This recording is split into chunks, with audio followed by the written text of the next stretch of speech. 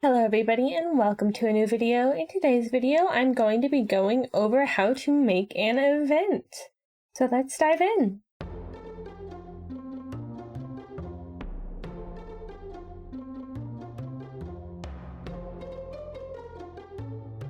Alright, to start, I have the intro event finished, excluding a couple things, which I'll go over later. But anyways, I always knew I'd end up handling your mess. I always knew I'd end up handling your messes. Just never thought it'd be this soon. Eh?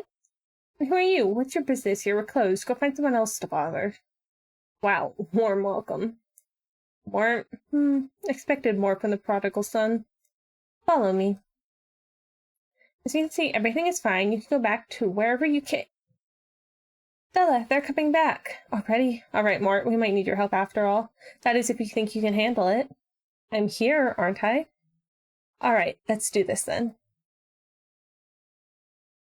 Just one? I figured there'd be a whole armada by the way he's acting. Let me get rid of this guy and I'll consider letting you stay. Let me stay as if I want to be here in the first place? Let's talk more battle. The less time this guy has to wander, the better. Oh, good lord.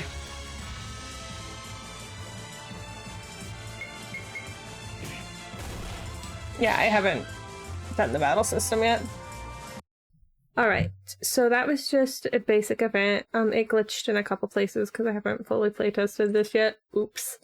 But let's go here. And I am going to show you what every single one of the things do in the event commands and the event menu. So first, let's start with the event editor. Alright, so over in this conditions tab, you'll see two options for switches, one for variables, self-switches, items, and actors. These are the conditions in which this event will run. So if this switch is, say, outside chat needs to be on, this event will not run unless this switch is on. Same thing with a variable. It can be if this variable has 1 or more, 10 or more. For example, if you're going to fetch 5 apples, this event will only run when you have 5 apples, etc., etc. Self-switch means that you can switch between events in this event editor. That's why it's a self-switch. It doesn't affect any events outside of it. Item is if party has item, and actor is if actor is in the party. For example, if you have a town where one of your actors came from, if they're in the party, NPCs may react differently. Alright, the image is just something from your characters folder, and you can show up here. Options, walking is if when they're moving, will it go do do do do do do do, or will it just stay on these images? Stepping means that even when they're standing still, they're doing the do do do do.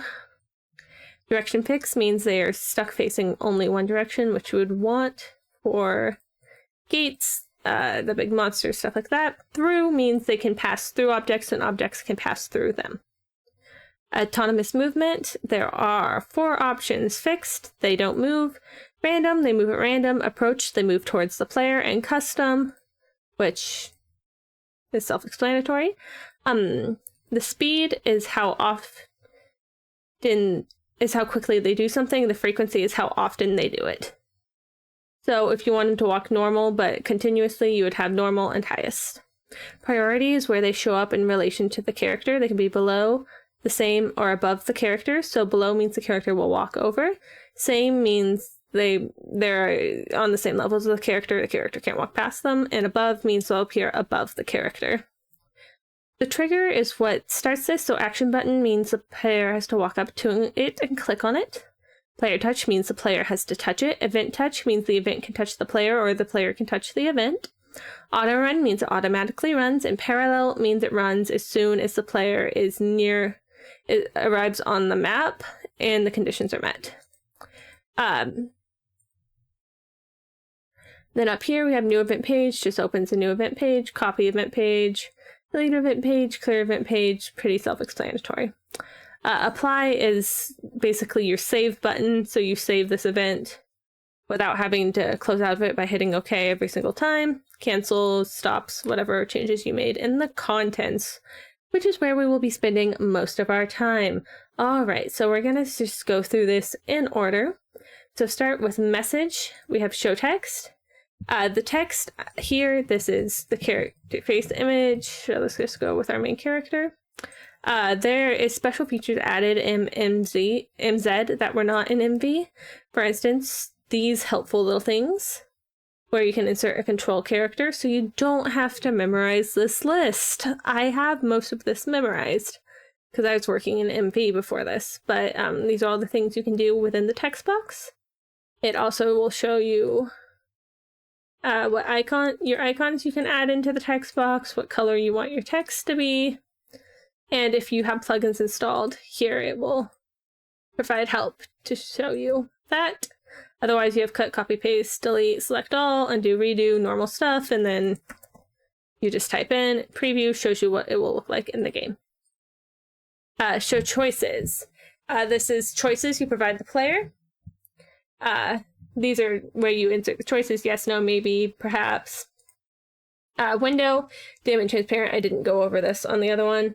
Or, actually, hold on, I didn't go over those. Window shows the window. Dim means there's a halfway opaque black box behind the text box, and transparent means there's just the text, and if you have an image or a name, nothing else. Now, that's the same thing here. There's left, middle, right position. So you can have it on the left of the screen, the middle of the screen, the right of the screen. This one is the choice it defaults to. So if, like, in that one Ocarina of Time joke, when the owls talked, they switch, if you're spamming through it, you will accidentally click, yes, I want to hear that all again. You could do that here and have the default choice be choice 2, which is the one it'll start hovering over. The cancel choice, I usually do branch, or say I put something here, then go into this. The cancel choice will still be 2, but I want it to be 6, so I'd make sure to change it to 6. And that's how that works. Input number. This will save a number that the player inputs to a variable. So say you have a door code and you want them to input the door code. So it's a door code. Enter. And let's have door code. Door code. Enter. Didn't I spell that right? And let's just say it's 1 digit. So it's 1, 2, 3, 4, 5, 6, 7, 8, 9, or 0. Then first, let's actually set the variable. Say the answer is 2. Okay, so you would run the input number, door code, and then you would do a conditional branch, which I'll get into more detail in a second, checking that this one equals the variable this one. If it does, yay. Yay. And if it doesn't, boo. Yeah, that's input number function and a way you can use it. Select item. This is not 100% certain how this one works. When you do this, it'll pull up the menu that you select, and it will, I believe, hold on, I'm actually not 100% certain on this one. I've never used it before.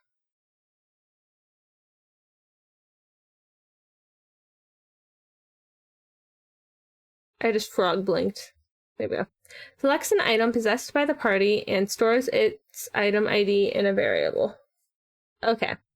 So if you want, if they like lose a sword, you can save that item ID as a variable and have them get that exact same item back later. Scrolling text, it's scrolling text. Like here, let me show you what this looks like.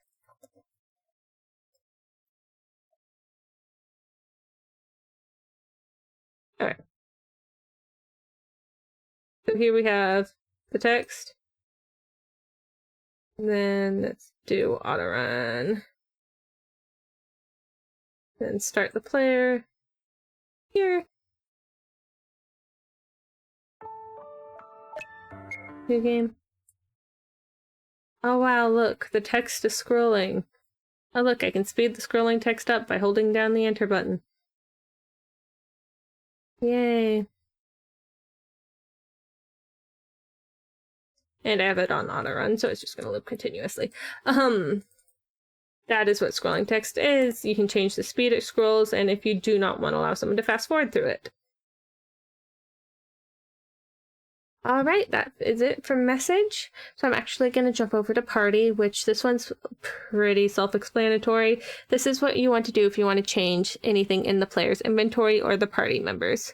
So if you want to remove or add a item, weapon, or armor, you do that here. If you want to change or increase or decrease the gold amount, you do that here. If you want to change a party member, you do that here. And yeah, that's pretty much it for party. That's pretty self-explanatory. All right, so we're going to go into game progression now, where we have 3 ways that I use mainly to organize my events, and then a timer. The timer, easy start, stop, the amount of time you want it to last. Self-switch, I already went over those. Variables, I went over switches, variables, and self-switches, kind of when I was going over conditions. Switches, think of it like a light switch, it's either on or off. Variables is the variable amount, so it's a number, any number. Could be negative, could be positive, whatever you need it to be. And self-switches are just switches that switch within the self. All right, flow control. Oh, okay. I am actually going to skip conditional branch and come to that last. But we have a loop, which it loops things. It'll happen over and over and over again until you use the break loop event. Exit event processing means it ends running events. This is a little different than erase event. It basically ends the event and every event that are running. So if you have something running in the background, or you have an event making it rain or something like that, do not use this. It'll bug it. There's no reason to use this. There's other ways to do this. Common event, it literally just gives you access to the common events. Label, I use these a lot instead of loops because I find them easier to work with, but you can write a label, so like here. Then you can jump to that label from anywhere in the event, so you can have nested loops this way. Comment, your players will never ever see this. These are notes for you to leave. Say if you have to leave in the middle of making something, you can leave a comment and it'll tell you what's happening. All right, now let's go back to conditional branch. There are 4 things here. It's pretty self-explanatory. It is if-then statements. So if outside chat is on, then do this, else do this. So it could be a test like, oh, fetch quest, you go to retrieve 5 herbs. And if you come back to them, the party has 5 herbs, great. The quest is over. Else, if the party does not have 5 herbs, then the person will be like, oh, I really wish I had those herbs. My ailing mother desperately needs them. And these are just all the different variations. You can have, you can also do it if character is facing down. If you have a door that you can event who can technically touch from all sides, then you would want to have this. So only if the player is facing down, they can enter the door. If only if the player is facing up. You can have a special thing that can be only entered if you have like a submarine. So if submarine is being driven, then that's the only way you can get there. This will be used more so in battle than anything else. And yeah, everything else is pretty much self-explanatory. Excuse me, I am sorry. Now, the actor thing here, I use a lot in battle. So like, these all kind of change health points, magic points, technical points, change state, entire party, dead, stunned, all the states you have. You can recover all. I use this one outside of battles. A lot of times I'll have a common event that runs every time a player exits a battle that heals everybody. I think that's also a default thing you can do with the free the Stella plugins, the Yanfly plugins. Change experience. If you can, this one will be used if you like have a special skill or something that's running a common event. You would want to use that there. Change levels.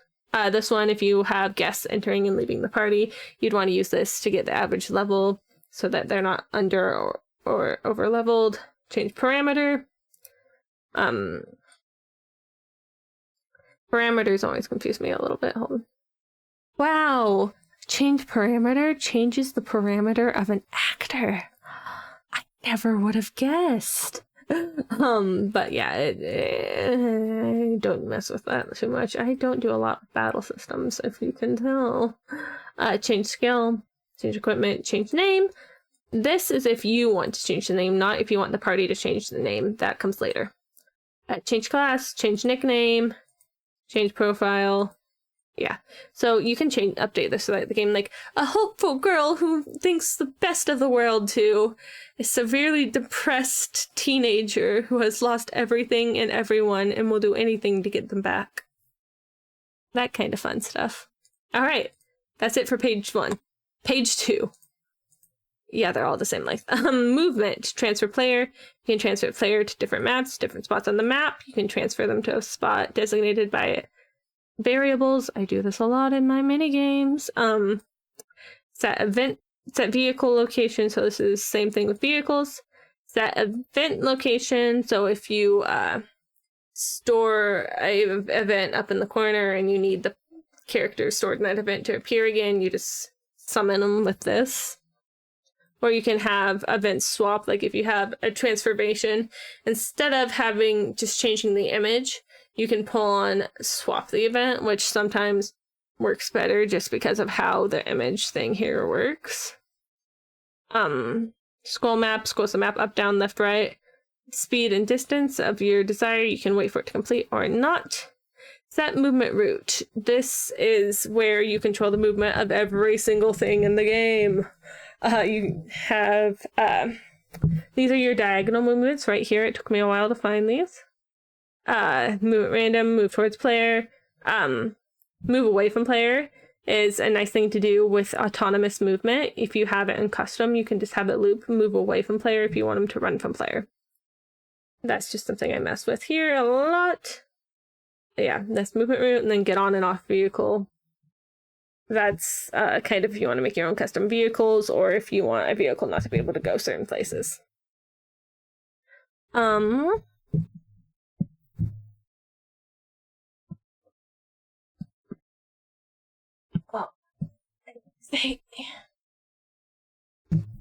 right, character.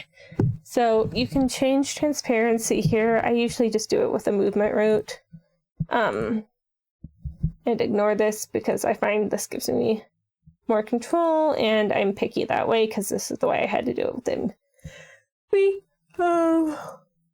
Create player followers, whether you want the extra members of the party following the leader. Gather followers. We'll gather all the followers in the party into one spot, which is usually something you want to do before you turn this off.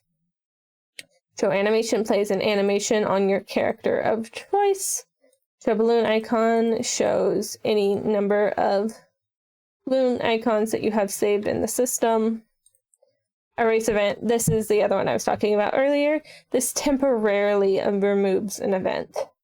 So if you have something that you want to play out every single time a player enters a map, you would want to use erase event at the bottom because it only temporarily erases it, and it'll run again once the player re-enters the map. Picture, show picture. So let's just have good old Harold show up. You can designate it with this, or you can literally drag it around wherever you want on the screen. There. And then let's have them semi opaque, just normal, and normal scale. Okay. Then let's show you that. One time I'll turn off the music. There he is, somewhat opaque. Move picture, you can move the picture in and out if you want to do Kingdom Hearts style openings. I did a video on that. You would use this. You could have a car that moves across the screen as a parallax runs in the background. Any number of things. Rotate picture, same thing as move picture, except for it spins now. Tint picture, you can like turn it dark black if you can start it black and then have it fade into normal color, etc., etc. Erase picture erases pictures. Whatever number you have of the picture, it will erase it. Wait, these are only needed, in my opinion, when you're doing a loop and you need the system to pause before looping again so it doesn't overwhelm itself. Or if pause for dramatic effect and stuff like that. Alright, screen, fade out screen, it fades out the screen to black. Fade in screen, it fades in the screen from black. Tint screen, you can do dark sea for sunset, night. I like to sometimes use this to tint the screen because then you can have it slowly fade in at your pace instead of the default one, which kind of gives it less RPG Maker feeling. Flash screen flashes the screen, the color of your choice. Shake screen, the intensity, time, length, whatever of your choice. And set weather effect. This is how you set the default weather effects with their intensity and how long it takes them to appear, or how long it takes them to disappear.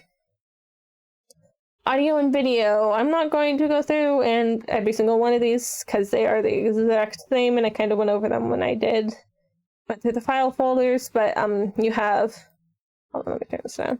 Play, stop, volume, pitch, so.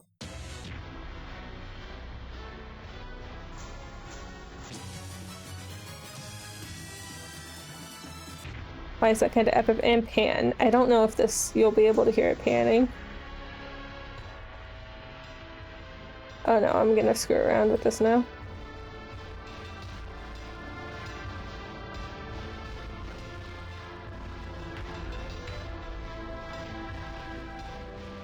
Anyways, yeah, that is the exact same for all of these. Fade out BGM, you can choose the time it takes for the music to fade out. Usually I'll just do instantaneously. I don't know why I did that, etc., etc. Same thing with background sounds. This is also where you find your movies. I plan to have a movie at the start of this, so you'll get to see that eventually. I did a video specifically covering this because it can be a pain in the butt, so you can go check that out. All right, the final page, scene controls, battle processing. Starts a battle with the troops. I never screw with this, I usually just use direct. If you have random encounters set on the map, which I can show you after this, if the player can escape and if the player can lose, and you want an event to run, let me show you where random encounters happen. They happen here. You set your troop, how often you want to occur compared to others, and if you want to occur on specific regions, you do that there.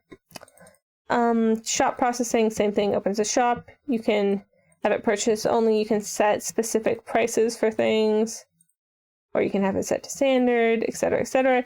This is where you have the player change the character's name. So this is where you'd want to do that if you want the player to change it, not you. This opens the menu. I don't know why I keep saying this opens save screen. This causes a game over, and this returns you to the title screen. So if you want to have a custom game over, you would need to use the return title screen here. All right, system settings. This is where you change system settings in game.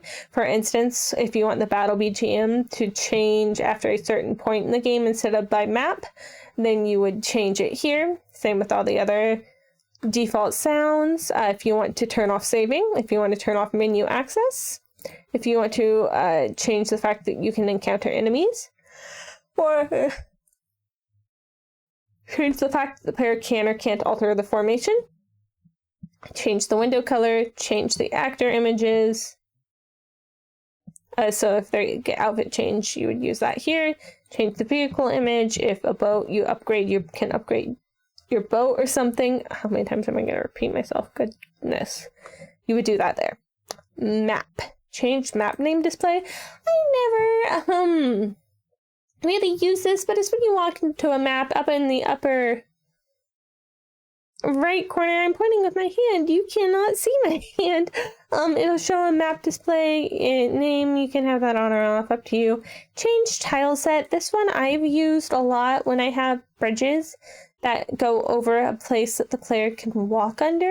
So I'll have it change the tile set when they get to the top, when they're walking over it, to a tile set where they can walk over it. And when they're walking under it, I have it changed to a tile set where they can walk under it. Or if you just want to have someone suck the life out of a world, you could have the same tile set, but one of it be all like gross and boring. You can change the battle background here. Again, this would only be useful if you're using one battle background. Or you have like a castle blow up mid-battle. Change parallax, this changes the background parallax. Get location info, this is really important if you're having the player teleport around random maps, but you need them to remember the original map. Battle, this is of course the stuff used in battle, which is very similar to the stuff you saw under actor, just for enemies. It's pretty much the same exact thing. Here you can also force enemies to do certain things. And then you can also abort the battle, which means end the battle. Exits the battle. Here, this is only something to bother with if you A, want to code, or B, have plugins installed. That is literally what these advanced section is for. But okay. I think we actually got through all of that. I know I absolutely flew through that, but a lot of it I feel is self-explanatory. And again, if you're unsure, ask down in the comments or just hover over it with your mouse. It'll tell you what to do. But anyways, I hope you all enjoyed the video, and I will see you in the next one. Bye-bye!